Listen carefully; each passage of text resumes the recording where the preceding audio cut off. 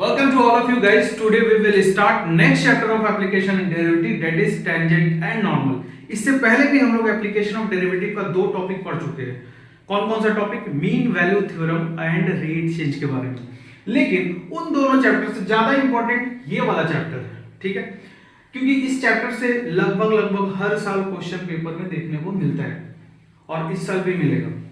तो tangent and normal को बढ़िया से समझने के लिए अपन थोड़ा ध्यान से पढ़ेंगे. लेकिन इससे पहले कि इस चैप्टर को शुरू करें, कुछ बातें आपको पता होना चाहिए पहले से. जैसे क्लास 11th का स्ट्रेट लाइन के बारे में पता होना चाहिए, क्योंकि टेंजेंट भी एक स्ट्रेट लाइन है और नॉर्मल भी एक स्ट्रेट लाइन है, ठीक है. तो पहले तो उस सब टॉपिक को एक बार क्विकली रिवाइज कर लेते हैं, ठीक है. तो सबसे पहला टॉपिक है स्लोप और इसी को ग्रेडियंट भी बोलते हैं. ग्रेडियंट भी इसको बोलते हैं बाबू, ठीक है. तो चलिए सबसे पहले कोऑर्डिनेट एक्सिस बना लेते हैं और इस कोऑर्डिनेट एक्सिस पे एक स्ट्रेट लाइन बना लेते हैं. और इस स्ट्रेट लाइन में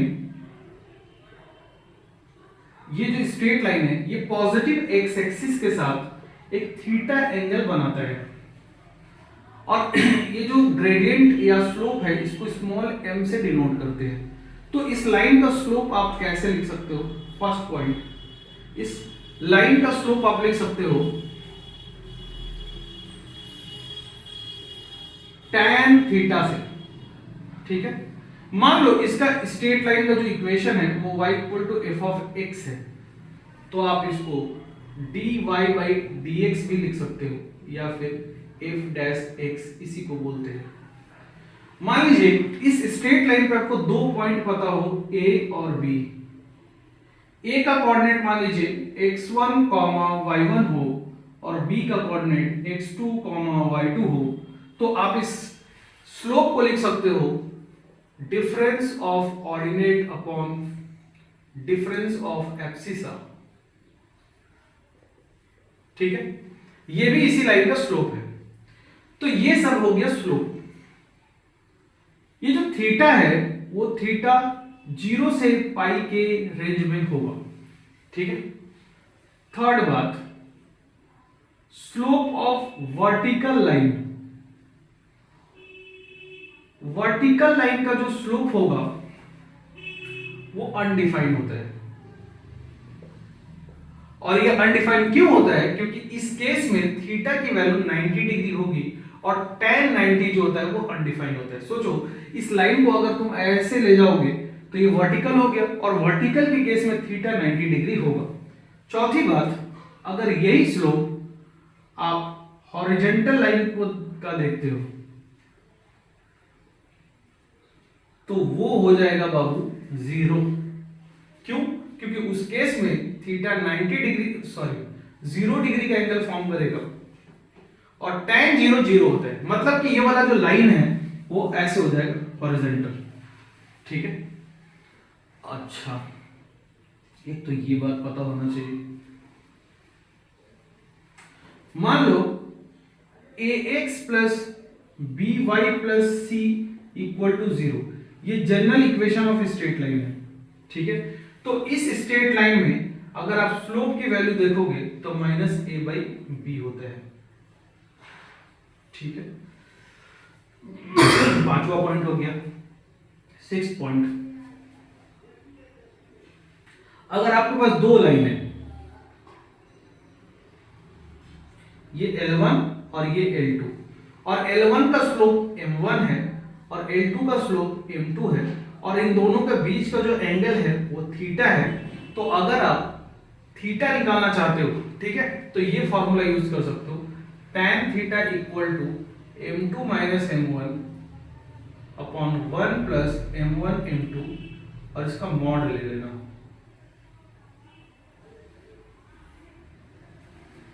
ठीक है. इसका मॉड ले लेना.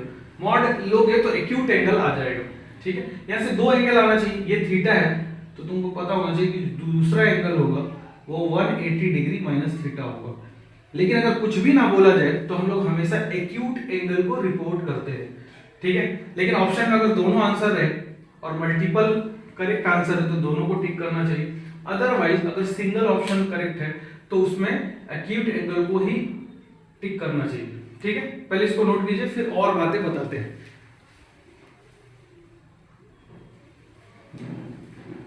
आई गेस 6 पॉइंट हो गया था ना, नेक्स्ट पॉइंट इज 7। ठीक है,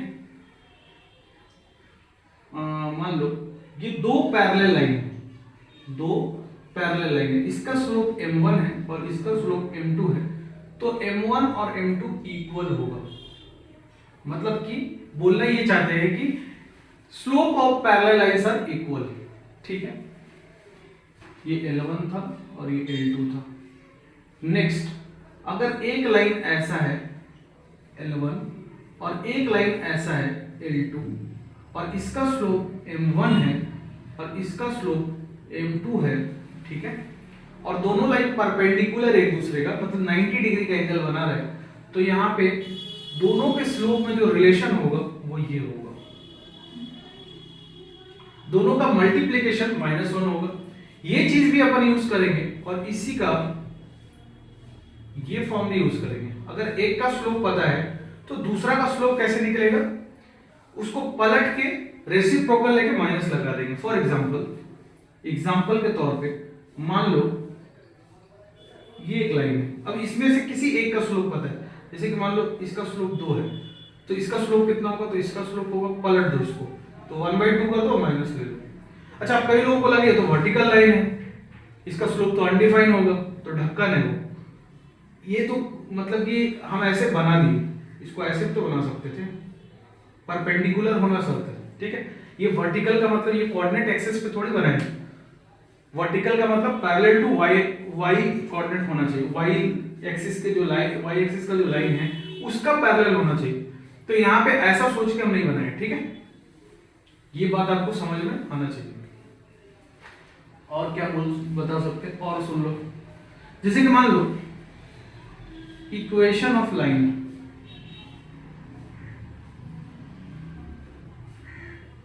equation of line, equation of line इस चैप्टर में जो अपने को जरूरत पड़ेगा, मान लो एक पॉइंट x1, y1 पता है और इस लाइन का स्लोप अपने को पता है m, तो आप इस लाइन का इक्वेशन लिख सकते हो। कैसे लिखोगे, y minus y1 equal to m x minus x1। अब इतना इंफॉर्मेशन आपको पता होना चाहिए इस चैप्टर को पढ़ने के लिए। ठीक है, ये स्ट्रेट लाइन का रिवीजन था, कुछ भी नया इसमें नहीं पढ़ा है, लेकिन अगर इतना पता होगा तभी आप इस चैप्टर में आगे बढ़ सकते हो, नहीं तो फिर फंसोगे। नोट करो, नेक्स्ट टॉपिक है slope of tangent and normal. ठीक है, तो slope of tangent and normal तो तुमको पता होना चाहिए। टेंजेंट क्या है, एक स्ट्रेट लाइन है, नॉर्मल क्या है, एक स्ट्रेट लाइन है, और ये किसी भी कर्व के लिए हो सकता है, लेकिन हम उम्मीद करते हैं कि आप जो 9-10 में पढ़े होंगे वो सर्कल के लिए आप जरूर पढ़े होंगे कि सर्कल का टेंजेंट क्या होता है, नॉर्मल क्या होता है। फिर भी हम एक जनरल कर्व के लिए आपको बता देते हैं कि मान लीजिए ये एक्स एक्सिस और ये वाई एक्सिस ओरिजिन, यहां पे कोई भी एक नॉर्मल सा कर्व ले लेते हैं, ये वाला कर्व, और इस कर्व का नाम दे देते हैं y equal to F of x. मान लो इसका इक्वेशन है, और किसी पॉइंट पे अपने को टेंजेंट देखना है, तो मान लो इस पॉइंट की बात कर रहे हैं, ये पॉइंट P पॉइंट है, ये पॉइंट, और तो इस पे टेंजेंट क्या होगा, तो टेंजेंट एक स्ट्रेट लाइन होता है, ये होगा। अच्छा तो नहीं बना, इसे ट्राई करते हैं।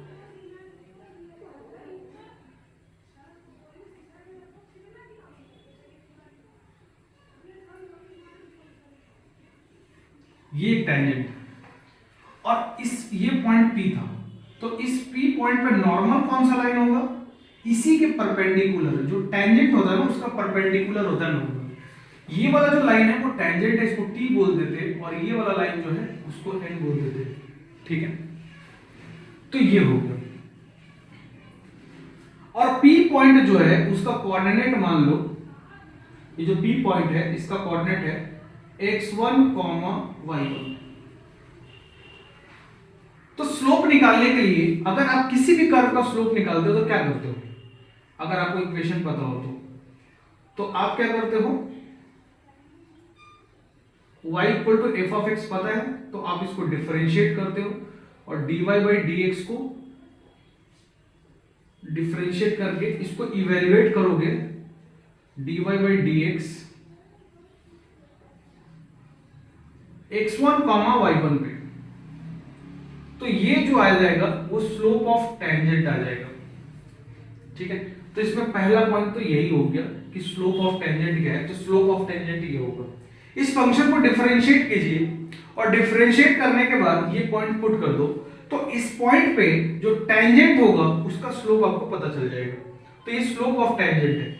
और दूसरा पॉइंट इसमें, अगर स्लोप ऑफ नॉर्मल निकालना चाहते हो तो स्लोप ऑफ नॉर्मल क्या हो जाएगा, माइनस, अब सोचो ये दोनों एक दूसरे का परपेंडिकुलर है, इसका स्लोप अगर m1 है तो इसका स्लोप क्या हो जाएगा, -1 अपॉन m1, पलट के माइनस ले लेंगे। तो एक तो तुम इसको ऐसे लिख सकते हो 1 upon dy by dx evaluated at x1 y1, या फिर इसी को लिख सकते हो -1 upon m tangent of slope. ठीक है, ये तो दो पॉइंट पता होना चाहिए आपको। अब इसको नोट कीजिए, फिर क्वेश्चन देखते हैं। अब चलिए इस क्वेश्चन को सॉल्व करते हैं। पहले पढ़ो ध्यान से। If the tangent to the curve y equal to इतना एट 1, -6 इज पैरेलल, ये पैरेलल का सिंबल है, पैरेलल टू द लाइन, ये find a and b, a और b निकालना है अपने को। ठीक है, तो चलो सबसे पहले स्लोप निकालते हैं। इस कर्व का स्लोप निकालते हैं 1, -6 पे। ठीक है, तो गिवन इक्वेशन, तो गिवन इक्वेशन क्या है, y equal to x cube, ठीक है, plus a x plus b. तो इसको differentiate both sides, both the sides with respect to x, तो यहां से dy बाई dx कितना आ जाएगा, 3x स्क्वायर प्लस a। अब हम लोग इवेल्युएट कर रहे हैं dy बाई dx को कौन से पॉइंट पे,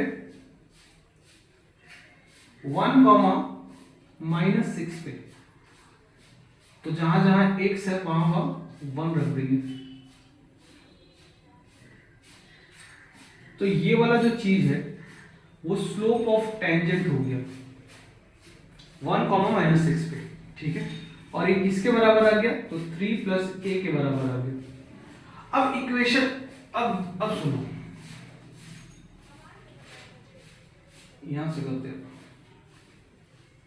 अकॉर्डिंग टू क्वेश्चन, ठीक है, 3 प्लस a और स्लोप ऑफ टेंजेंट, जो स्लोप ऑफ टेंजेंट है इज पैरेलल टू ये लाइन, तो पैरेलल लाइन का जो स्लोप होता है वो बराबर होता है, ऐसा हम बता चुके हैं। तो अगर इस लाइन का जो स्लोप है वो ये है और इस लाइन का स्लोप हम निकाल सकते हैं, क्योंकि ये जनरल फॉर्म है, तो अभी फॉर्मूला पता है -a/b। a क्या था, कोफिशिएंट ऑफ x, और b क्या था, कोफिशिएंट ऑफ y। तो यहाँ पे कोफिशिएंट ऑफ x यानी कि a का वैल्यू 1 है और b का वैल्यू -1 है।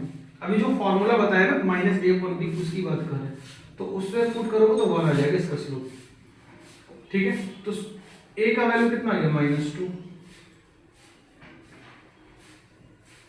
अगेन अब फिर देखो, अगर 1, -6 पे अपन स्लोप निकाले तो इसका मतलब 1, -6 इसको सेटिस्फाई करना चाहिए, क्योंकि इसी कर्व पे होगा ना ये, तभी तो उस पॉइंट पे टेंजेंट और नॉर्मल निकाल रहे हो।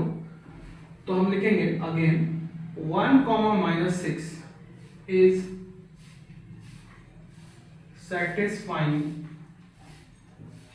satisfying the equation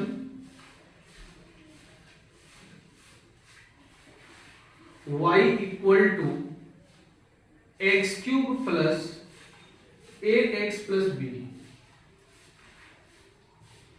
तो hence अपन क्या बोल सकते हैं, y की वैल्यू कितनी डालेंगे 1, सॉरी -6, और x की जगह में कितना डालेंगे 1, तो 1 डाल दो, तो 1 का क्यूब हो गया, प्लस a की वैल्यू निकाल चुके हैं तो -2 डाल देंगे, 1 डाल दो, और b तो अपने को निकालना है, तो इसको सॉल्व करो, तो यहाँ -6 हो गया, और यहाँ हो जाएगा -1 plus b, therefore b equal to हो जाएगा -5।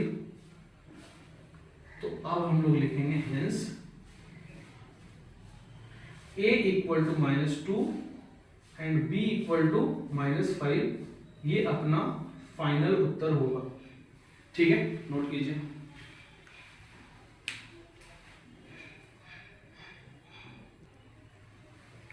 ये क्वेश्चन करो, at what point on the curve या ऑन द सर्कल, ये मतलब ये सर्कल का इक्वेशन है, पता भी होना चाहिए आपको। The tangent is parallel to x axis, अगर आपको पता नहीं है कि ये वाला सर्कल का इक्वेशन है तो भी कोई फर्क नहीं पड़ता इस क्वेश्चन में, तो भी आप निकाल सकते हो। ठीक है, तो अब यहाँ पे ना वो पॉइंट निकालना है जहां पे टेंजेंट जो है वो टेंजेंट का जो स्लोप है वो पैरेलल टू एक्स एक्सिस हो जाए। टेंजेंट जो है वो पैरेलल टू एक्स एक्सिस हो जाए, मतलब क्या है, एक्स एक्सिस और वो टेंजेंट पैरेलल होगा आपस में, यानी कि दोनों का स्लोप सेम होगा। तो एक्स एक्सिस का स्लोप कितना होता है 0, तो इसका मतलब उस टेंजेंट का स्लोप भी कितना होगा 0। ठीक है, तो अब इसको स्टार्ट करते हैं इसका सॉल्यूशन।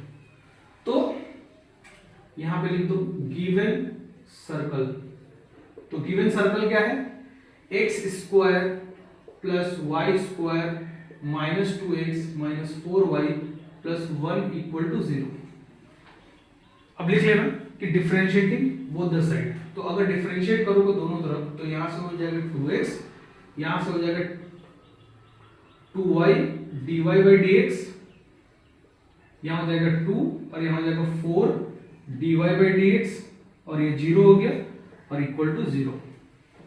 ठीक है, अब यहां से dy by dx वाला जो टर्म है उसको लेफ्ट में रखो, बाकी को राइट में लेके आओ।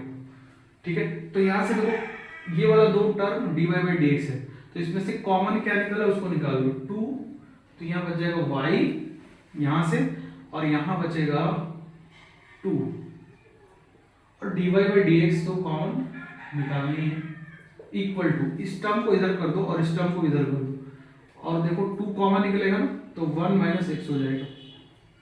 ठीक है, ये वाला टर्म और ये वाला टर्म को इधर करो और 2 कॉमन निकाल दो, तो 2, तो यहां हो जाएगा 1 - x, तो ये 2 और ये 2 ज्ञात कर लेते। अब यहां से dy by dx जो है वो तुम निकाल पाए 1 - x अपॉन y -2, यहां तक हो गया। लेकिन तो ये क्या है, स्लोप ऑफ टेंजेंट, तो स्लोप ऑफ टेंजेंट क्या है, y - x y -2। अब यहां पे लिखेंगे language, we know that slope of x axis जो होता है, हम लोग क्या जानते हैं कि स्लोप ऑफ एक्स एक्सिस 0 होता है। ठीक है, तो अकॉर्डिंग टू क्वेश्चन जो होगा, ये वाला जो वैल्यू है 1 - x अपॉन y -2, ये 0 के बराबर होगा क्योंकि स्लोप ऑफ टेंजेंट है, और स्लोप ऑफ टेंजेंट जो है, टेंजेंट जो है वो x एक्सिस के पैरेलल है, तो इन दोनों का स्लोप सेम होगा, तो इसलिए ये हो गया। अब यहां से आप वैल्यू निकालो, तो x का वैल्यू आप निकाल पाए 1। अगर x 1 है तो y क्या होगा, तो इसमें पुट कर दो, तो लिखो putting x equal to 1 in equation of circle.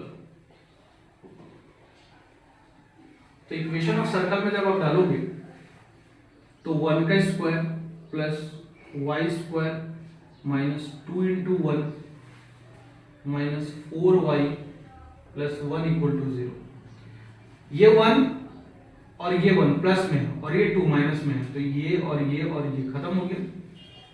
अब यहां से देखो y और यहाँ पे -4y, तो y को कॉमन लो तो यहाँ बचेगा y और यहाँ -4 इक्वल टू 0।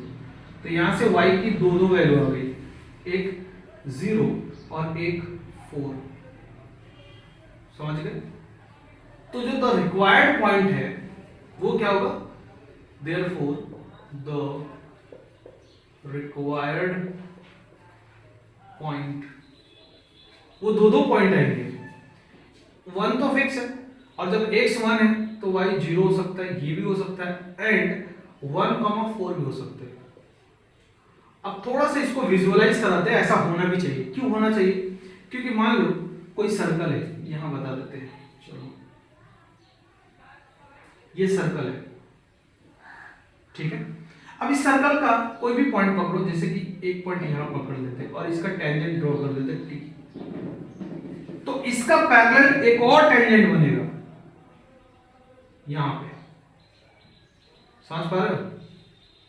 कहीं पे भी ले लो एक पॉइंट, उसके अपोजिट साइड में एक और टेंजेंट बन जाएगा, जिन दोनों का स्लोप जो होगा, अगर ये t1 है और ये t2 है, इसका स्लोप m है तो इसका स्लोप भी m होगा। तो इसलिए दो आंसर आ रहे हैं कि दो ऐसा पॉइंट होगा जहां पे पैरेलल टू x एक्सिस होगा। इसको प्रॉपर तरीके से ही बना सकते थे, लेकिन हम अभी आपको सिर्फ इतना समझा रहे हैं कि दो आंसर आना चाहिए था और दो आंसर आया भी। नोट कर लीजिए।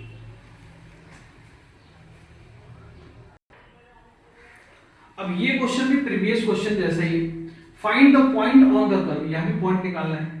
और तुम ध्यान से देखो तो ये भी इक्वेशन ऑफ सर्कल है, बट पिछले क्वेश्चन में वो बोल रखा था, यहां नहीं बोला है। At which the tangent are parallel to the x axis and y axis, मतलब इसके लिए भी दो आंसर आना चाहिए क्योंकि tangent parallel to x axis है, और इसके लिए भी दो आंसर आना चाहिए, ठीक है। तो पहले तो इसको डिफरेंशिएट करते हैं। अब हम लैंग्वेज नहीं लिखते, लैंग्वेज तुम खुद से लिख लेना। इसको अगर आप डिफरेंशिएट करोगे तो 2x plus 2y y dash का मतलब dy by dx -2 equal to 0 हो गया, ठीक है। तो यहाँ से दो कॉमन लेके उधर भेज दो, ठीक है। तो दो कैंसिल हो जाएगा। अब इसको 0 मत समझना, यहाँ पे 1 है, ठीक है। यहाँ भी 1 से कटा और यहाँ भी 1 से कटा। तो अब यहाँ से तुम y डैश निकालोगे तो 1 माइनस एक्स अपॉन वाई हो गया, ठीक है।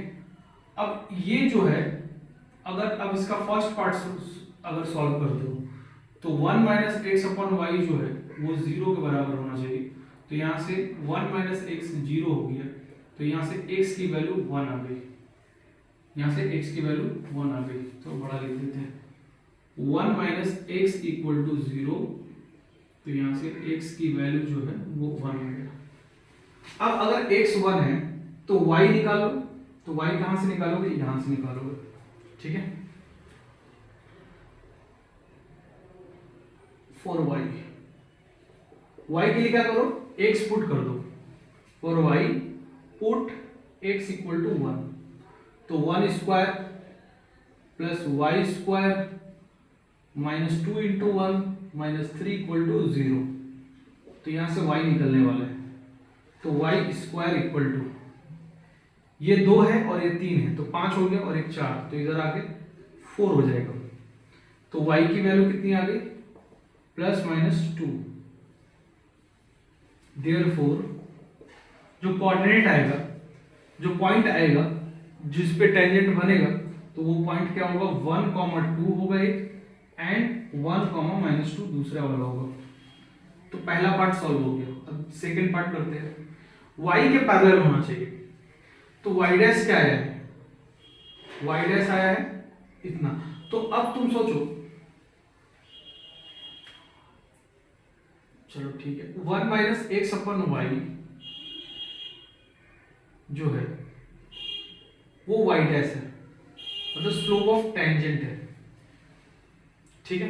क्योंकि अगर आप सीधा सीधा डिफरेंशिएट करते हो तो dy बाई dx किसको रिप्रेजेंट करता है? स्लोप ऑफ टेंजेंट को। तो ये स्लोप ऑफ टेंजेंट लिख दी, तो स्लोप ऑफ नॉर्मल क्या होगा? तो इसको पलट दे रहे, तो y upon 1 minus x equal to 1 upon, पलटने से क्या फायदा हुआ? यहाँ पे आप इसको पुट कर सकते हो 1/0। क्यों? क्योंकि स्लोप ऑफ टेंजेंट 0 है। स्लोप ऑफ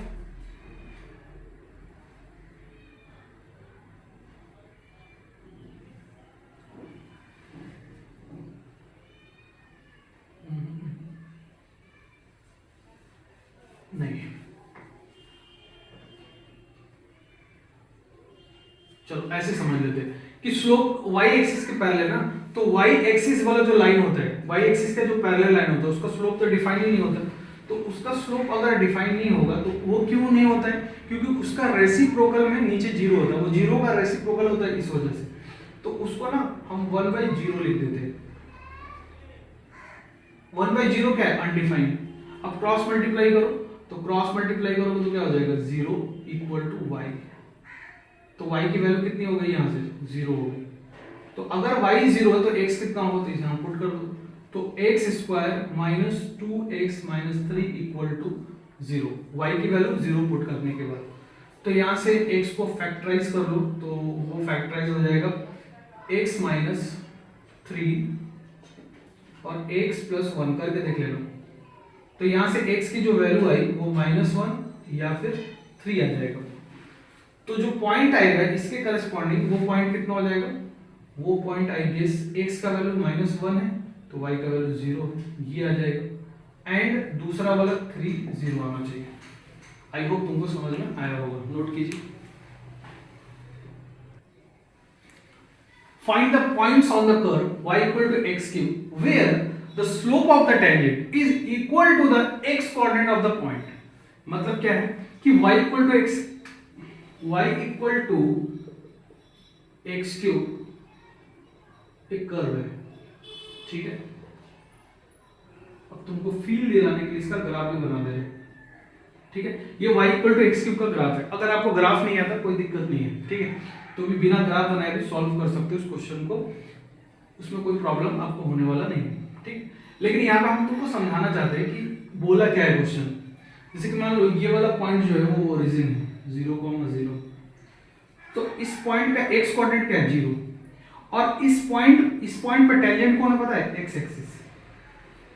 तो एक आंसर तो तुम फील कर सकते हो यहीं से कि एक तो 0 आंसर आने वाला है। क्यों?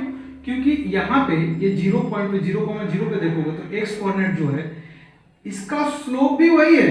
अब तुमको समझ में आएगा क्वेश्चन क्या बोलना चाहता है। Find the point on the curve y equal to x cube where the slope of the tangent is equal to the x coordinate of that point of the point. मतलब ये पॉइंट का x coordinate और इस पे tangent का slope same होना चाहिए, ठीक है। ये डायग्राम को सिर्फ हम आपको इसलिए बताए ताकि आपको फील आ जाए कि क्वेश्चन बोलना क्या चाहता है, ठीक है। अब हम शुरू हो जाते हैं क्वेश्चन को सॉल्व कैसे करेंगे। तो वही लिख लेना, गिवन इक्वेशन इक्वल टू ये, फिर differentiating on both the side with respect to x, तो ये y डैश हो जाएगा और ये 3x स्क्वायर हो जाएगा। ये y डैश का मतलब dy by dx। अब dy by dx जो है, अब इस पे x कोऑर्डिनेट और टेंजेंट का स्लोप सेम होगा, तो लेट जो पॉइंट पूछा है let alpha comma beta be the point where slope of tangent and abscissa या फिर x कोऑर्डिनेट आर सेम। तो अगर ऐसा है तो तुम सोचो अब x के जगह में क्या रखेंगे? अल्फा। तो अकॉर्डिंग टू क्वेश्चन क्या हो जाएगा कि dy by dx है 3x स्क्वायर, ठीक है। तो x के जगह में हम क्या रखने वाले? अल्फा। क्योंकि अगर इसको सेटिस्फाई कराना है अल्फा कॉमा बीटा पे इवेलुएट करोगे तो 3 अल्फा स्क्वायर ही रखोगे, और चूंकि इस पॉइंट का x कोऑर्डिनेट अल्फा है तो इसका टेंजेंट भी अल्फा के बराबर ही होगा। तो अब यहां से इसको काट मत देना अल्फा को अल्फा से, ठीक है। ये सब काटा कुटी करना अलाउ नहीं है। इसको लेफ्ट साइड में लेके आओ, नहीं तो अधूरा आंसर आएगा, मार्क्स कट जाएगा, चिल्लाओगे कि मार्क्स कट गया, नंबर काट ली से, ठीक है। तो ये हो गया।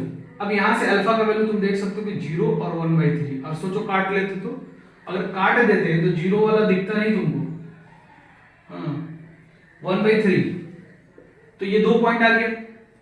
तो जब x 0 है तो y कितना होगा? व्हेन अल्फा इक्वल टू 0 तो y की वैल्यू कितनी होगी?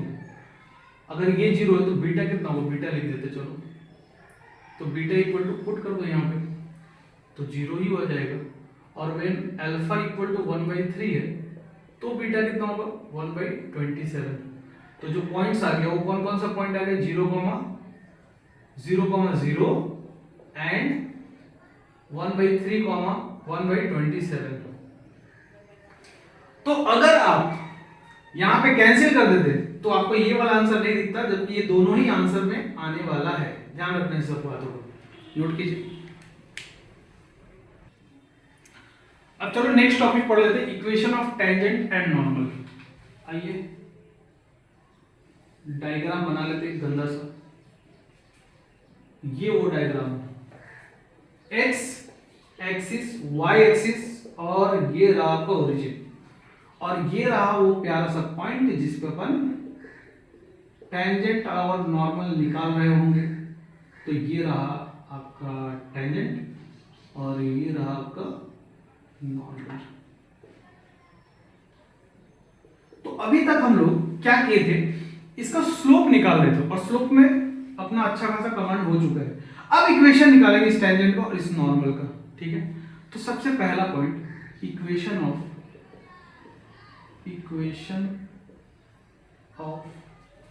टेंजेंट पढ़ लेते हैं, फिर नॉर्मल पढ़ लेंगे। सुनते रहो ध्यान से। इक्वेशन ऑफ टेंजेंट, आपको अभी अभी हम बताए हैं कि इस टॉपिक को पढ़ने से पहले आपको एक नॉलेज होना चाहिए कि किसी लाइन का इक्वेशन कैसे लिखते हैं।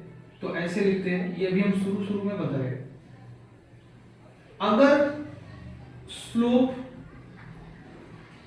m हो और पॉइंट जो हो वो x, x1, y1, तो एक किसी लाइन का इक्वेशन ऐसे लिख सकते हैं।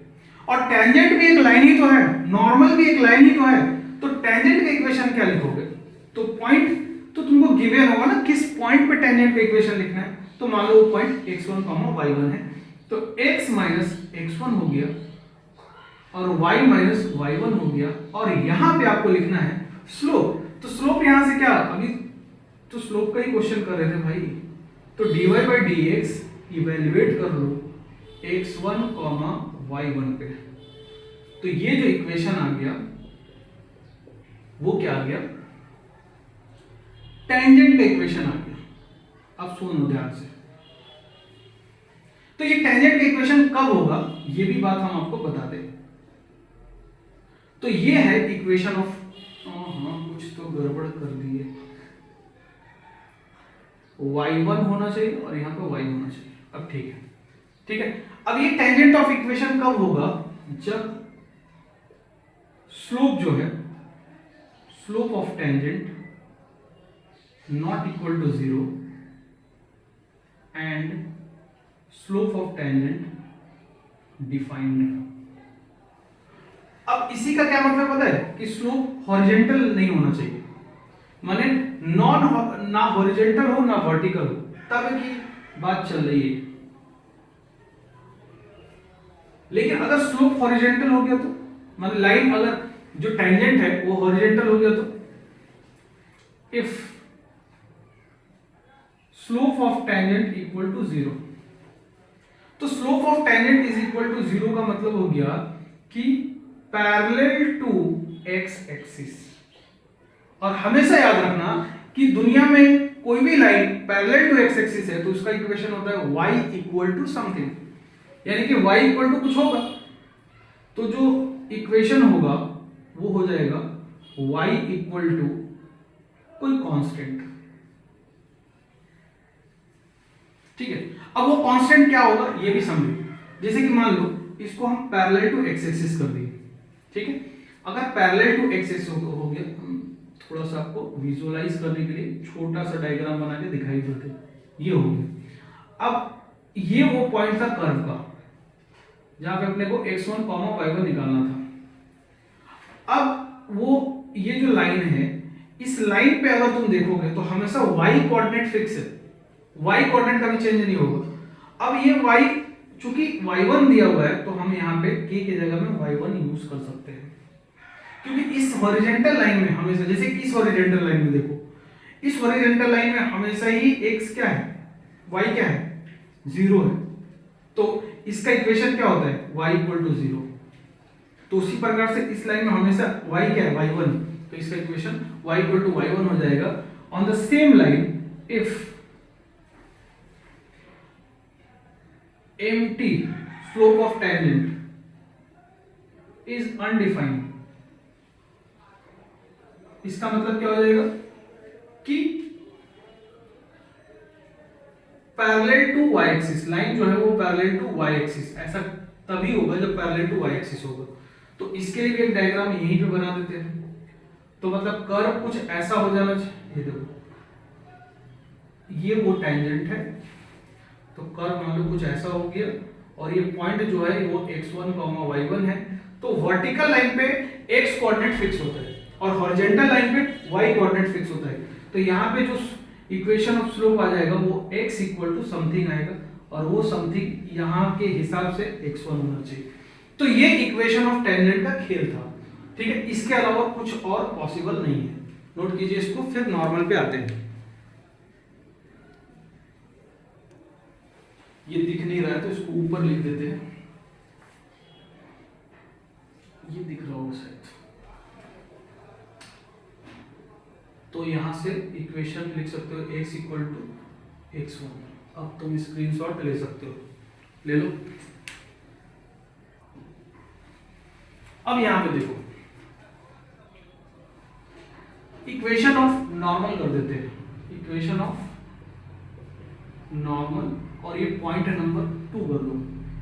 तो इसमें सबसे पहली बात ये कि इक्वेशन ऑफ नॉर्मल में अगर टेंजेंट ऑफ स्लोप m है तो नॉर्मल का स्लोप क्या होगा, -1/a।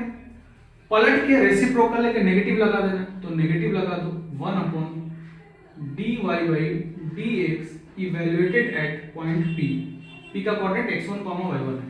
तो ये हो गया इक्वेशन ऑफ नॉर्मल। लेकिन फिर से ध्यान रखना कि ये इक्वेशन ऑफ नॉर्मल तभी पॉसिबल है जब mn नॉन जीरो हो और mn does not tending to infinity.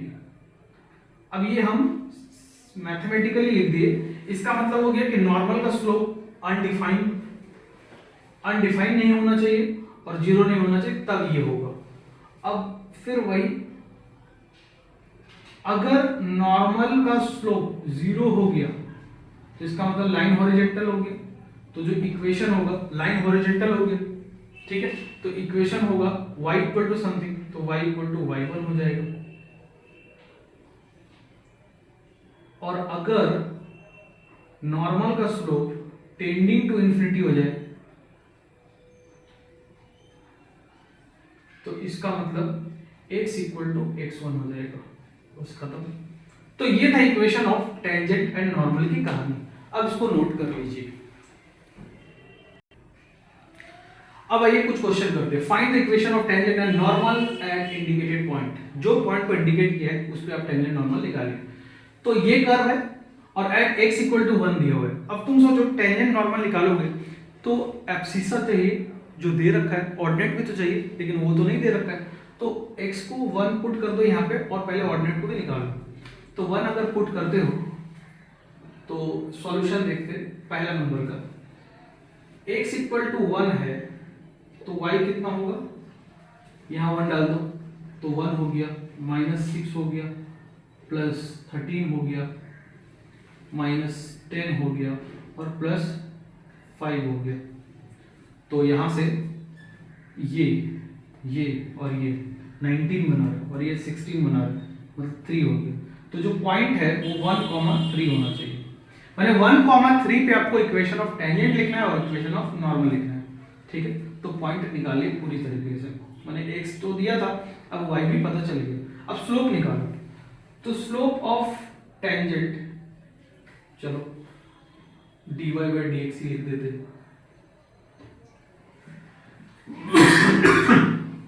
dy/dx निकालना है तो ये कितना हो जाएगा, 4x³ माइनस 18x स्क्वायर।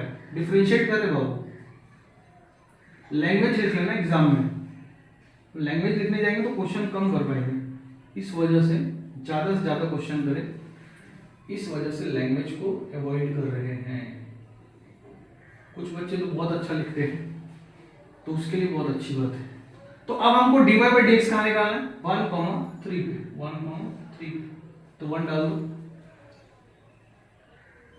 1 का क्यूब माइनस 18, चलो इसको छोड़ देते हैं क्योंकि तुमको पता है 1 हो जाएगा मल्टीप्लाई करके 4 ही आएगा, यहाँ 18 ही आएगा, 26 माइनस 10, ये और ये 30 बन रहा है और ये 28 बन रहा है, तो प्लस वाला बड़ा है तो 2 हो गया, तो स्लोप जो हो गया, तो यहाँ से ये पॉइंट पता चल गया और यहाँ से स्लोप पता चल गया, टेंजेंट का कितना होगा, 2 होगा, ये पता चल गया, इसी की जरूरत है। अब बस तो इक्वेशन ऑफ टेंजेंट लिख दो, तो इक्वेशन ऑफ टेंजेंट क्या होगा, तो y minus y one equal to m x minus x one, तो 1 हो गया।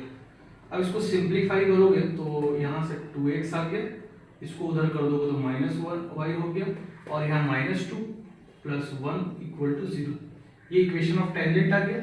अब इक्वेशन ऑफ नॉर्मल निकालो, तो इक्वेशन ऑफ नॉर्मल क्या आ जाएगा, y - 3, ये वाला पोर्शन तो सेम ही रहेगा, बस ये वाला पलट के माइनस ले लो, ठीक है, तो क्रॉस मल्टीप्लाई कर दो, तो 2y - 6 हो गया, और -1 से मल्टीप्लाई करोगे तो ये हो जाएगा, तो x इधर कर दो प्लस 2y, और इसको भी इधर करोगे तो -7 इक्वल टू 0, तो ये इक्वेशन ऑफ नॉर्मल हो गया। इसको नोट कीजिए, फिर अगला पार्ट बताते हैं। अब दूसरा वाला क्वेश्चन बिल्कुल सिमिलर है, दूसरा वाला क्वेश्चन जो है वो बिल्कुल सिमिलर क्वेश्चन है, ठीक है, इससे आसानी है। तो हमको ना दो चीज चाहिए, स्लोप पता चल जाए और वो पॉइंट पता चल जाए, तो वो पॉइंट का एक्स कोऑर्डिनेट तो दे रखा है, तो वो पॉइंट हो गया 3। अब वाई कोऑर्डिनेट कैसे होगा, इसको पुट कर दो, तो 9 यहां से आ जाएगा, 9 और ये 1 10 हो गया, और यहां से 12 आ जाएगा, तो कितना हो गया, यहाँ पे जरूरत पड़ेगी, हम ठीक है चलो कर लेते हैं, 9 यहां से आ गया और यहाँ 1 10 हो गया, और 10 और 12 कितना हो गया, 22, ठीक है, आई होप कुछ गलती नहीं की है। अब स्लोप का टेंजेंट निकालना है, तो क्या करो, y डैश निकालो, तो y डैश एक बार लिख लेते हैं, 2x + 4, कहां पे निकालना है, x जब 3 है, तो x जब 3 है तो जो स्लोप चाहिए तुमको टेंजेंट का वो मिल जाएगा, तो x 3 पुट करोगे तो 6 और 4 10 हो गया, ठीक है। अब इक्वेशन ऑफ टेंजेंट निकालो, तो इक्वेशन ऑफ टेंजेंट निकालने के लिए क्या करोगे, y - y1 equal to slope और x - x1, ओहो यहाँ पे गड़बड़ हो गया, 22 यहाँ होगा और 3 यहाँ होगा, y - y1 slope x - x1। अब इसको सिंप्लीफाई कर लोगे तो आंसर आ जाएगा, और नॉर्मल का इक्वेशन क्या हो जाएगा, y माइनस ये वाला पोर्शन तो सेम ही रहता है, बस खाली इसको पलट के माइनस ले लेंगे, तो ये हो गया, ठीक है, तो ये आंसर है तुम्हारा। अब इसको सिंप्लीफाई करके मैनिपुलेट करके जनरल फॉर्म में लिख लेना। अब देखो अगला क्वेश्चन को करते हैं यहाँ पे। अच्छी बात ये है कि यहाँ पे x और y दोनों कोऑर्डिनेट दे रखा है, तो y कोऑर्डिनेट निकालने का टेंशन खत्म। लेकिन अभी भी आपको स्लोप तो निकालना ही पड़ेगा, तो स्लोप निकालिए। तो स्लोप निकालने के लिए वही करेंगे, डिफरेंशिएट, ये इम्प्लिसिट फंक्शन है, तो डिफरेंशिएशन में इसको भी डिफरेंशिएट करना हम सिखा रखे हैं, ठीक है। तो 8x + 18y =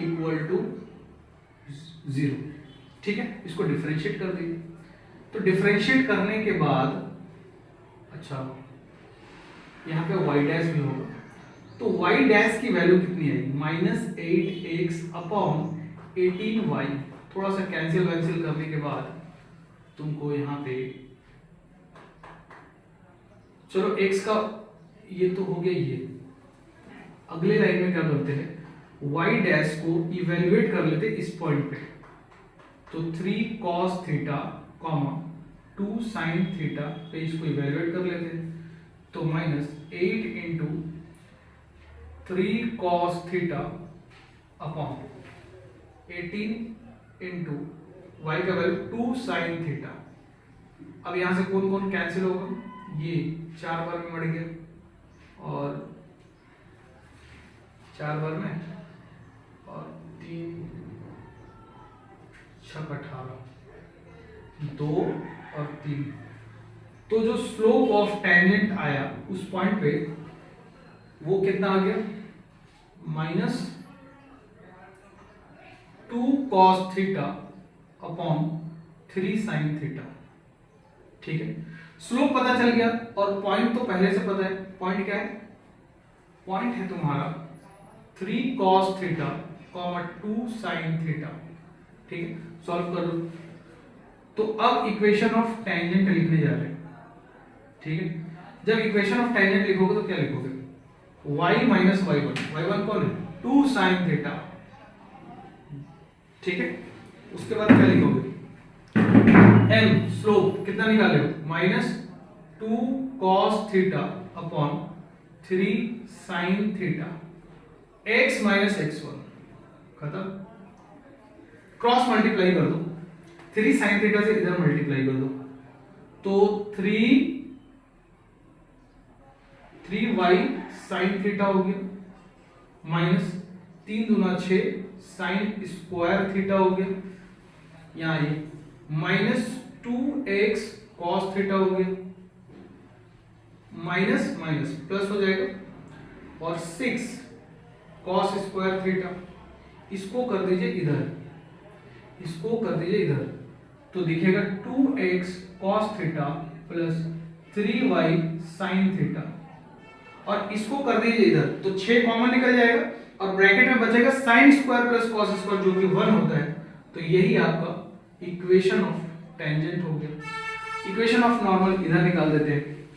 equation of normal को वैसे ही सिंपलीफाई करते रहना, y माइनस y1 यानी कि 2 sin थीटा इक्वल टू, अब स्लोप कितना हो जाएगा, पहले स्लोप कितना था, ये वाला था स्लोप टेंजेंट का, तो नॉर्मल का स्लोप क्या हो जाएगा, पलट दो और माइनस साइन ले लो, तो माइनस माइनस प्लस हो जाएगा, तो 3 sin थीटा और 2 cos theta, x minus 3 cos theta. अब इसको सिंप्लीफाई कर लेना तो आंसर आ जाएगा। ठीक है, नोट कीजिए।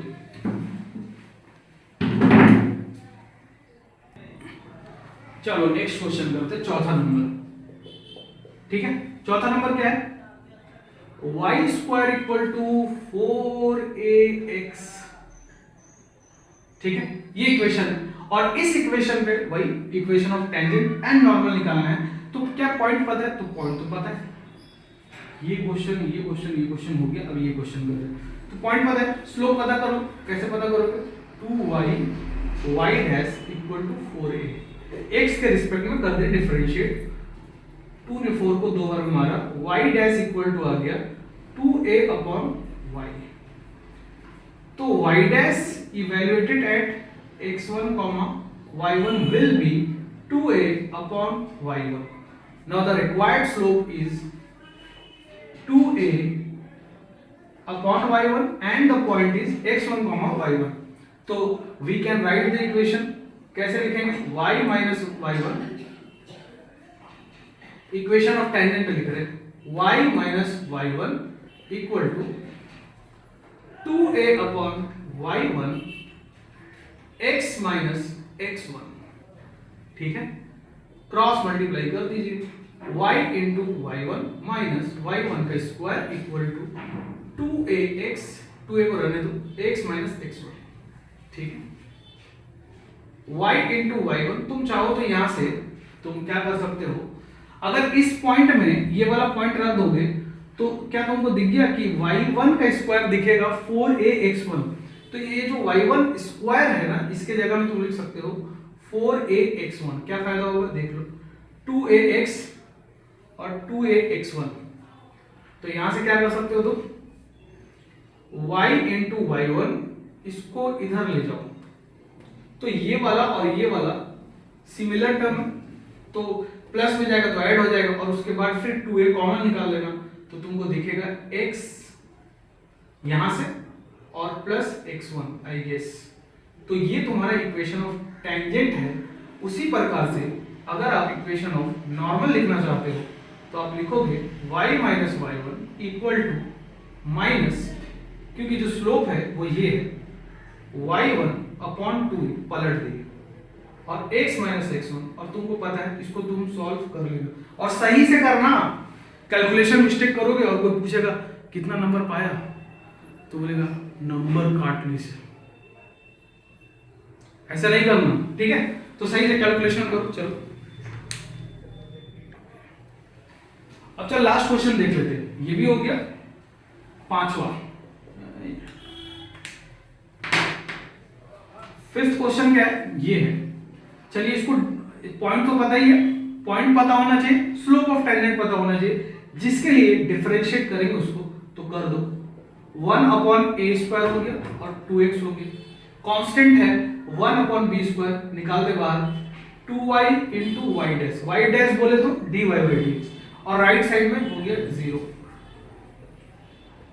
इसको इधर भेज दे, चलो इसको इधर ही रहने दे, 2y/b² y डैश। अब इसको इधर करो तो -2x/a², ठीक है, ठीक। तो माइनस से माइनस गया तेल लेने, 2 से 2 गया तेल लेने। अब y डैश इक्वल टू हो गया b², क्रॉस मल्टीप्लाई कर रहे और a² y, ठीक है। तो अपने को y डैश कहां चाहिए, √2a, b पे चाहिए, तो b² और x के जगह में अपन क्या रख देंगे, √2a, ठीक है। a² और y के जगह में क्या रख देंगे, b, ठीक है, √2b/a। तो ये क्या आ गया, स्लोप आ गया। अब स्लोप आ गया है तो इक्वेशन ऑफ टेंजेंट लिखो, इक्वेशन ऑफ टेंजेंट, तो वो क्या हो जाएगा, y माइनस y1, कौन सा पॉइंट है, b, और slope √2b/a, x minus x1 √2a। और इक्वेशन ऑफ नॉर्मल की बात करोगे तो y माइनस b, इसको पलटो और माइनस ले लो, ठीक है, x माइनस √2a। तो ये हो गया आंसर, और ये क्वेश्चन पांचों का पांचों क्वेश्चन खत्म हो गया। घर में पढ़ाई करना शुरू कर दो बेटा, ठीक है। जियो धन धनाधन मत करो रात में, नहीं तो गियर पूरा कैरियर खत्म हो जाएगा। लिखो इसको,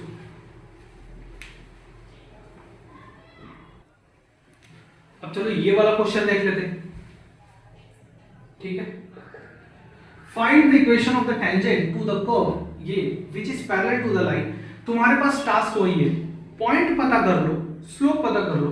तो यहां पे पता है स्लोप दे रखा है, बट वो इनडायरेक्टली दे रखा है। बोला कि टेंजेंट का स्लोप वही होगा जो इस लाइन का स्लोप है, जो इस लाइन का स्लोप है। तो टेंजेंट का स्लोप वही होगा जो इस लाइन का स्लोप है। तो इस लाइन का स्लोप क्या होगा, -a/b, तो 2 हो जाएगा, क्योंकि 4/2 -2 4/, चलो करके दिखा देते हैं, -4/-2। तो ये माइनस माइनस खत्म और 2 से 2 खत्म, तो यहां से स्लोप ऑफ टेंजेंट क्या आ गया, 2। अब टास्क ये है कि वो पॉइंट पता कीजिए, तो उस पॉइंट को पता कीजिए जहां पे अपने को टेंजेंट निकालना है, फिर इक्वेशन लिख देंगे, ठीक है। तो वो पॉइंट क्या हो जाएगा, तो डिफरेंशिएट करो उसको, तो y डैश निकल आएगा। y डैश क्या आएगा, 1/2√3x - 2। अब चेन रूल से अंदर वाला करेंगे तो 3 होगी, ठीक है। अब y डैश अपने को कहां पे निकालना है, नहीं वो तो पता नहीं, वही तो पता करना है।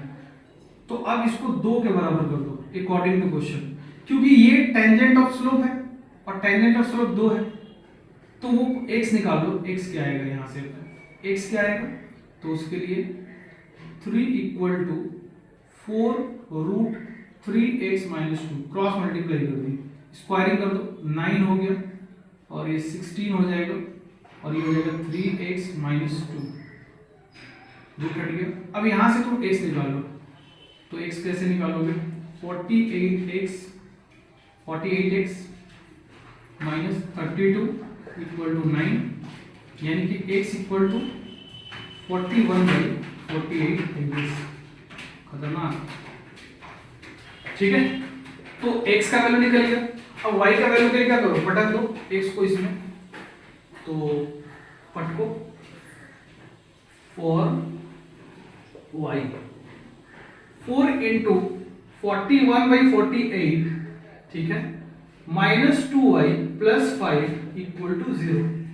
ओहो, गलत जगह पटक दी ना, यहाँ थोड़ी, ये तो लाइन का इक्वेशन है, यहाँ कर्व का इक्वेशन है, तो इसमें पटकना पड़ेगा। तो y की वैल्यू आ जाएगी √3 इंटू 41/48 माइनस 2। ठीक है, सॉल्व कर लेते हैं इसको। तो मुझे लगता है यहाँ पे 3 और 12 माइनस, और यहाँ पे आना चाहिए 96 और यहाँ 48 √, अब ये कितना हो जाएगा, 4 इधर से 7 27 27 48। अब आई केस ये हो जाएगा 3√3 और 4 16 16 थी, तो 4√3 हो जाएगा, तो खत्म। तो सब ठीक है, तो y की जो वैल्यू आ गई वो आ गई 3/4। तो जो पॉइंट चाहिए वो अपने को पता चल गया। ठीक है, तो पॉइंट क्या हो गया, पॉइंट हो गया 41,48, ठीक है, और 3,4। और इस इक्वेशन में सिर्फ टेंजेंट का इक्वेशन लिखा है, निकालने के लिए बोला है, तो सिर्फ टेंजेंट का इक्वेशन निकालेंगे। अब y माइनस y1 कितना है 3/4 इक्वल टू स्लोप 2 निकाल के रखे, x माइनस x1। अब इसको सॉल्व करना पड़ेगा। ठीक है, कभी कभी गंदा डेटा भी आता है एग्जाम में, मतलब एग्जाम में ऐसा क्वेश्चन पूछा जा सकता है जिसका x को देख के भरोसा ही नहीं होगा तुमको कि x ये आ सकता है क्या, और फिर तुम अपना टाइम पास करोगे। आ सकता है, कोई दिक्कत नहीं है, लेकिन उसको सॉल्व करने का हिम्मत होना चाहिए। और वो हिम्मत कब आएगा, जब तुम क्वेश्चन को प्रैक्टिस करोगे, जो तुम करते नहीं हो। 24। अब हम चाहते हैं कि नीचे वाला हट जाए, तो बहुत लोग इसमें एलसीएम लेंगे, मतलब इसका और इसका एलसीएम क्या होगा बोलो, 4 और 24 का 24। तो 24 से पूरे इक्वेशन को मल्टीप्लाई कर दो, कैलकुलेशन कम करना पड़ेगा तुमको। तो ये 24 हो जाएगा, यहां मल्टीप्लाई करोगे तो 4 से 24 6 बार में कैंसिल हो जाएगा, तो 18 हो गया, और यहाँ पे 48 हो जाएगा, और यहाँ पे तो पूरा कैंसिल हो गया, तो 41 हो गया। अब आइए देखते हैं कि क्या बना ये 48x, इसको कर दो इधर -24y, और इसको कर दो उधर, तो 41 में से 18 घटाओगे तो कितना हो जाएगा, घटा ले क्या, 41 में से 18 अगर सब्ट्रैक्ट करोगे, हाँ 23। तो ये हो गया तुम्हारा फाइनल आंसर। ठीक है, अब इसमें एक और टॉपिक बचा हुआ है, उसको भी पढ़ा देते हैं, नोट कीजिए। Next topic is angle of intersection of to curves. दो कर्व्स के बीच का एंगल क्या होगा, दो लाइंस के बीच का एंगल तो सुने थे, बट दो कर्व के बीच का एंगल कैसे होगा भाई, चलो देखते हैं। मान लो एक कोऑर्डिनेट सिस्टम को, प्यार से देखो, एकदम देखो मगर प्यार से, और एक कर्व है C1 और एक कर्व है, कैसे बना ले, चलो जैसे तैसे बना लेते, ऐसे ही बना लेते, और ये C2 है। तो इन दोनों कर्व के बीच का एंगल क्या होगा, तो देखो जब भी दो कर्व के बीच का एंगल पूछे तो एंगल कहां पे निकालते हो, जहां पे दोनों कर्व इंटरसेक्ट करते हैं। लाइन के केस में भी तो ऐसे ही करते हैं ना, जहां पे दो लाइन इंटरसेक्ट कर वहीं पे तो एंगल निकालते हैं, तो कर्व में भी ऐसे ही करेंगे। बट कर्व का एंगल का फीलिंग्स नहीं आता, तो कैसे होगा, तो देखो कैसे होगा। C1 पे जाके जिस पॉइंट, जैसे पॉइंट ऑफ इंटरसेक्शन P है मान लो, तो C1 पे टेंजेंट ड्रॉ कर दो, तो C1 पे ये टेंजेंट ड्रॉ कर दिए और इसका नाम दे दिए T1। ठीक है,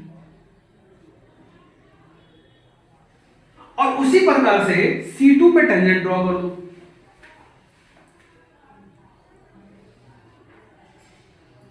और C2 वाला टेंजेंट का नाम दे दो T2। तो अब टेंजेंट के बीच का जो एंगल होगा ना बाबू थीटा, वही दोनों कर्व के बीच का एंगल होगा थीटा। ठीक है, अब सवाल ये है कि इस थीटा को निकाले कैसे। तो दो लाइन के बीच का तुम तो भूल जाओ, किसको भूल जाओ, कर्व को भूल जाओ, तुम तो टेंजेंट पे फोकस करो। तुम क्या देख पा रहे हो कि दो टेंजेंट के बीच का एंगल थीटा है, यानी कि दो लाइन के बीच का एंगल थीटा है। तो हम लोग जानते हैं ना कि tan theta equal to slope, ये जानते हो कि नहीं बताओ। ठीक है बाबू सुनो ध्यान से, इसका स्लोप को हम m1 मान लेते हैं और इसका स्लोप को m2 मान लेते हैं, लेकिन स्लोप जो है वो m1 और m2 के फॉर्म में तो होगा नहीं। तो अब इसके अब क्या करोगे, ये जो C1 कर्व है, मान लो C1 कर्व का इक्वेशन जो है वो है y equal to F of x, और C2 कर्व जो है उसका इक्वेशन है y equal to g of x, both are the function of x। तो अगर ऐसा है तो तुम इस फंक्शन को डिफरेंशिएट कर सकते हो, तो स्लोप आ जाएगा, और उसमें अगर p पॉइंट डाल दोगे तो p पॉइंट पे स्लोप आ जाएगा, मतलब इस टेंजेंट का स्लोप आ जाएगा, यानी कि m1 आ जाएगा। तो tan थीटा अगर आपको निकालना है तो देखते रहो क्या करेंगे, पहले m2 को डिफरेंशिएट कर लेते हैं। तो m2 को डिफरेंशिएट करोगे तो क्या हो जाएगा, g डैश x, या फिर इसको इसका डिफरेंशिएशन को, इसके डिफरेंशिएशन को y1 बोल देंगे और इसके डिफरेंशिएशन को y2 बोल देंगे। ठीक है, तो हम यहां पे चलो f डैश ही बोल देते हैं, g डैश x, ये किसका स्लोप हो गया, कर्व 2 का। अब कर्व 2 पे पॉइंट p पुट कर दो, कर दी, माइनस, अब इसका स्लोप निकाल दो। इसका स्लोप कैसे निकालोगे, इसको डिफरेंशिएट करके, तो इसका डिफरेंशिएशन क्या होगा, f डैश x।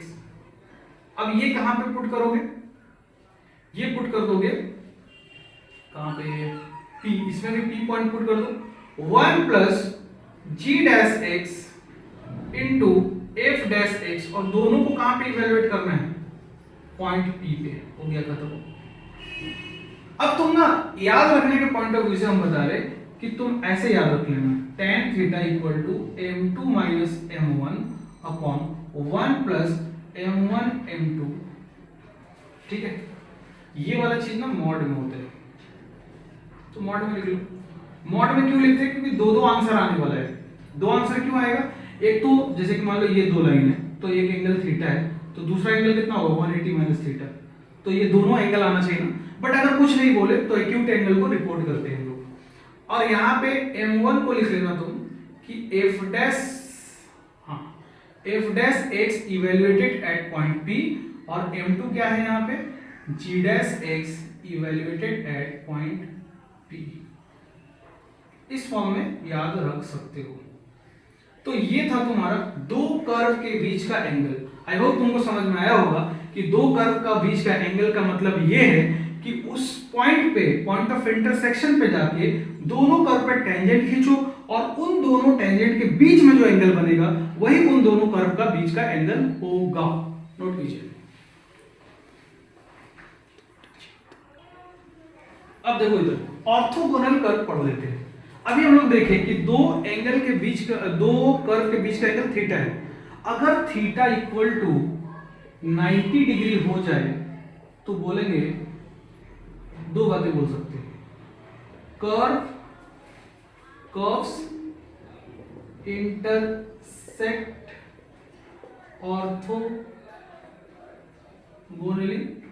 पहली बात तो ये, और दूसरी बात यहां से बोल सकते हो कि curves are called orthogonal curve, orthogonal curve मतलब दो कर्व इंटरसेक्ट करता है और उन दोनों के बीच का एंगल 90 डिग्री हो जाएगा, तो बोलेंगे कर्व्स आर ऑर्थोगोनल कर्व्स, और कर्व जो होगा वो ऑर्थोगोनली इंटरसेक्ट कर रहा होगा। ठीक है, बहुत सिंपल सी बात है और कुछ नहीं।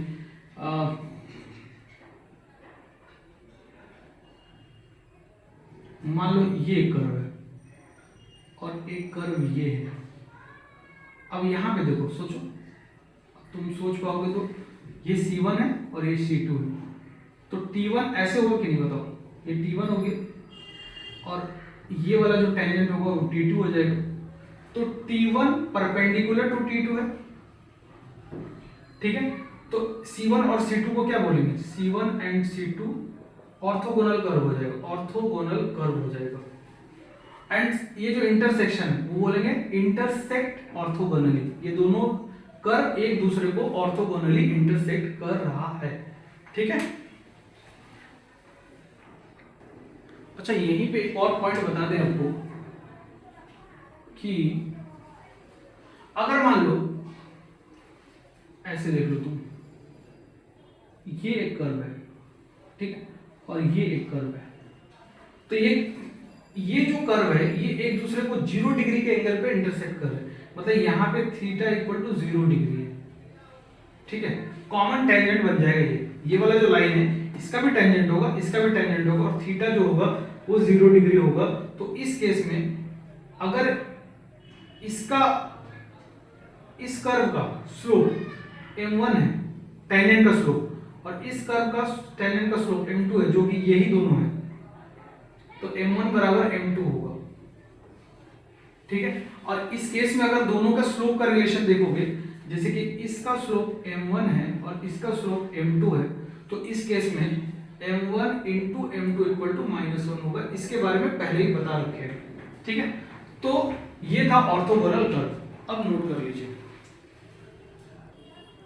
अब चलो इस क्वेश्चन को करते हैं। अगर तुमको क्लास 11 का पैराबोला याद है, ठीक है, तो इस क्वेश्चन को फील भी कर पाओगे अच्छे से, ठीक है, और नहीं याद है तो भी इस क्वेश्चन को सॉल्व कर सकते हो, ठीक है। अब अगर आप इस वाले का कर्व बनाओगे y² इक्वल टू 4x का, तो इसका कर्व कुछ ऐसा बनेगा, ऐसा पैराबोला बनेगा, ठीक है। और अगर तुम इसका बनाते हो तो इसका वर्टिकल पैराबोला बनता है,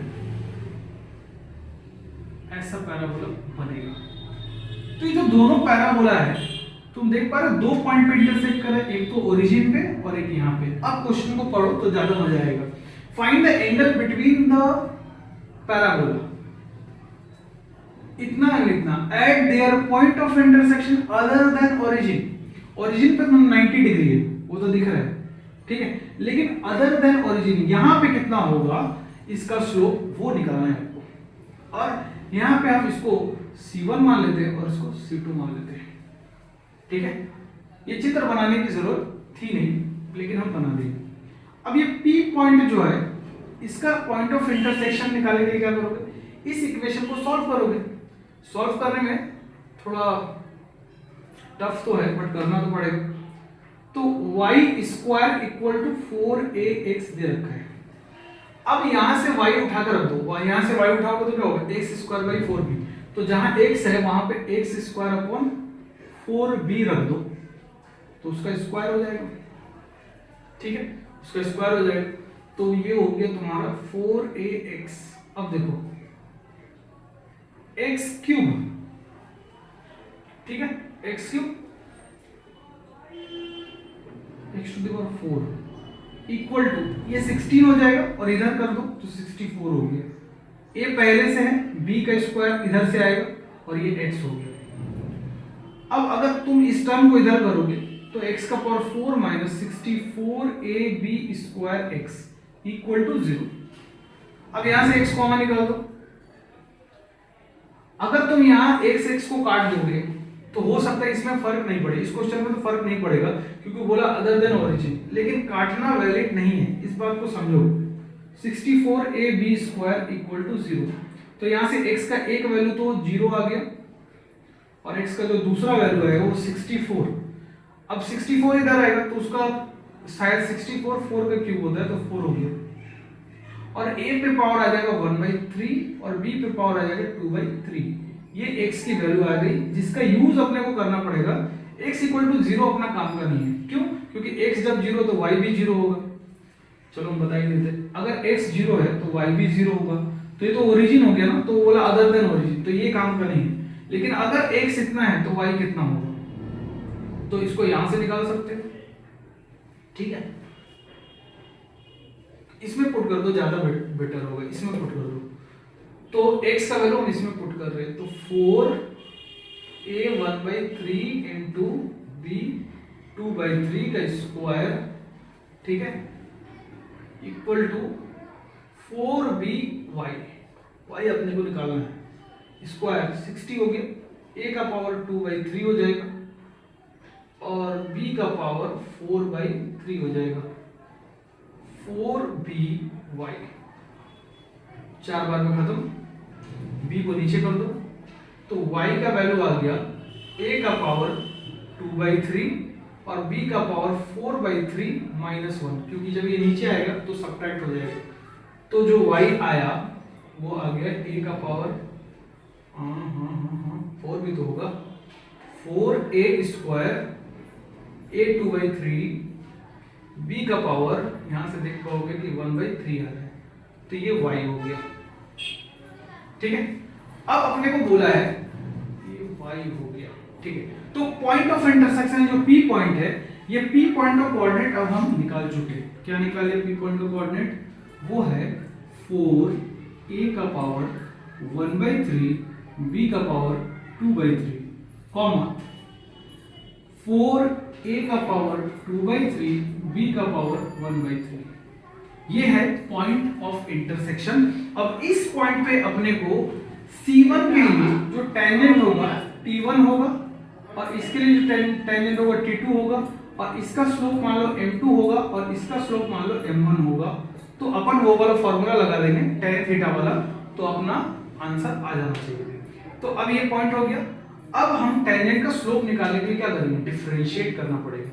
तो पहला कर्व को नहीं, ये वाला कर्व है, तो इसको करो डिफरेंशिएट। अब इसको डिफरेंशिएट करें बाबू, 2y into y dash equal to 4a, तो 2 से तो काट दो, तो y डैश इक्वल टू कितना हो गया? 2a अपॉन y, तो y डैश अपने को निकालना है किस पॉइंट पे? y डैश अपने को निकालना है p पॉइंट पे।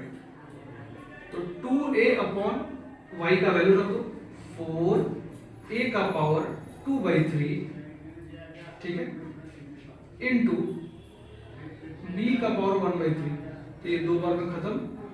तो ये जो आया स्लोप ऑफ C1 आ गया। पहला कर्व का स्लोप पॉइंट P पे a अपॉन a, तो तुम एक काम कर सकते हो, इसको ऊपर कर सकते हो, ठीक है। आई होप कुछ गलती नहीं कर रहे हैं। तो a का पावर हो जाएगा तुम्हारा 1/3, अगर इसको ऊपर कर दोगे, यहाँ पावर 1 है, अगर घटाओगे तो ये आ जाएगा और नीचे आ जाएगा 2 का पावर 2 इंटू बी का पावर 1/3, तो ये MC1 आ गया, ठीक है। अब इसी प्रकार से MC2 कैसे निकालोगे? तो MC2 के लिए क्या करो, डिफरेंशिएट करो इस वाले कर्व को, तो 2x equal to 4by dash, तो ये 2 से 2 खत्म, तो यहां से y डैश की वैल्यू जो आ गई x अपॉन 2b को इधर करोगे तो x अपॉन 2b आ गया। अब हमको y डैश कहां पे निकालना है? पॉइंट P पे। तो पॉइंट P पे x की वैल्यू क्या है? 4 इंटू a का पावर 1/3। कैलकुलेशन को एकदम आराम से करोगे, नहीं तो गड़बड़ हो सकता है। 2, ठीक है, और a का पावर 1/3 और b को नीचे कर दो, तो b का पावर हो जाएगा 1/3। तो जो MC2 आ गया, कर्व 2 का स्लोप वो हो गया तुम्हारा कितना हो गया?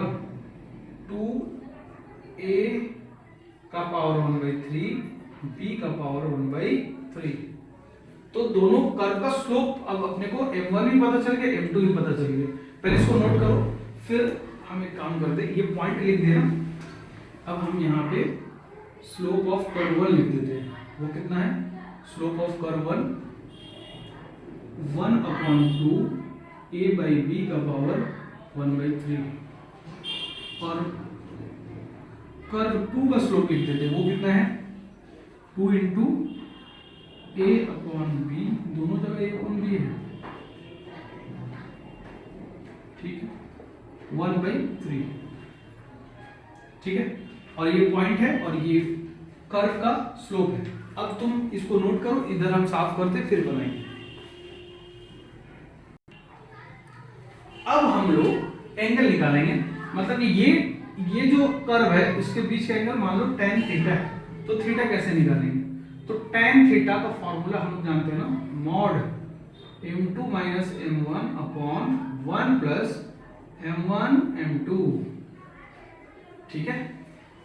m1 क्या है? कर्व 1 का स्लोप, तो बस अब वैल्यू डालना है सिर्फ, तो वैल्यू डालोगे तो कितना हो जाएगा? mc2 2 into a upon b का पावर 1/3 माइनस, ठीक है, mc2 का वैल्यू m2 का डाल दिए, अब उसका डालो, तो हाफ a बाई b का power 1/3, 1 plus m1 2 into a by b का पावर 1/3 इंटू m1 हो गया, और m2 के लिए हाफ a बाई b का पावर 1/3 का मॉड, ठीक है। अब ये 2 और ये 2 कैंसिल हो गया, अब ये हो जाएगा 2, चलो यहाँ पे देखो, ये सिमिलर टर्म है ना, तो इसको ऐड या सब्ट्रैक्ट कर सकते हैं, तो 4 2 2 जो 4 4 में से 1 गया तो 3/4 a बाई बी का पावर 1/3, और यहां से तुम्हारा आ जाएगा 1 प्लस 2 कैंसिल हो गया, a बाई बी का पावर 2/3 मल्टीप्लाई करोगे, ठीक है। तो ये हो गया तुम्हारा tan थीटा, ठीक है। तो अगर थीटा निकालना चाहते हो तो इसको इधर कर दो, tan इनवर्स, अब इसको चाहे तो 3/4 a बाई बी का पावर, चलो इसको और सिंप्लीफाई भी कर सकते तो कर देते, इसको और सिंप्लीफाई कर देते, 3/4 a का पावर 1/3 b का पावर 1/3 होल अपॉन b का पावर 2/3, रहने दो, ये अच्छा लग रहा है देखने में। यहां से थीटा का वैल्यू क्या लिख दो? tan इनवर्स, वो और गंदा लगेगा, उसको लिखोगे तो 3/4 a बाई बी का पावर 1/3 1 प्लस a बाई बी का पावर 2/3, ये है तुम्हारा थीटा का वैल्यू, ये आंसर है। इस तरह से सॉल्व कर दे इस टाइप के क्वेश्चन को। तो अब ये टेंजेंट एंड नॉर्मल पूरी तरीके से हो चुका है खत्म।